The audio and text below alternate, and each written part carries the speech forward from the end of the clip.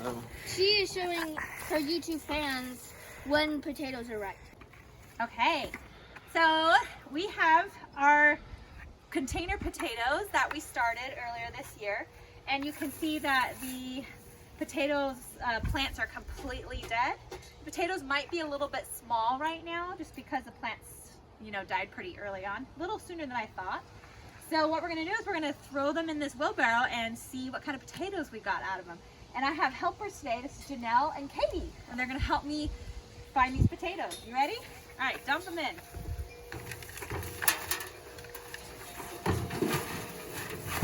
I see one. It's gonna take some effort. There we go. Okay. I see 2 of them. Nice. Put them right over there and we'll look at them all when they're all done. Perfect. Like I said, they're kind of small, but they're just perfect. We're gonna like cut them up. Oh, how cute. That's for the baby. Baby potato. Here, you want to put those over there for me? Ooh. This is fun. That one's Yeah, big. potatoes are one of the most like fun This one's a weird potato. It looks like a Mickey Mouse. Oh, another baby one. Oh, cool. See, those are perfect for like, you just put them in the oven and roast them. And then just eat them. It's like digging for gold, huh? See, these are potatoes. Yukon Gold potatoes and red potatoes. I like any potatoes. Me too. There's a couple more tiny ones. I'll put them over. Yep, thank you. And I stopped watering these a few days, or probably about a week ago, because I knew I found a rolly pole. I was going to This is a baby. digging in here. Oh, wow. This one was covered in dirt, but I found one. There we go. Let's dig around, because sometimes they hide. Tiny one. But every potato counts. Every potato.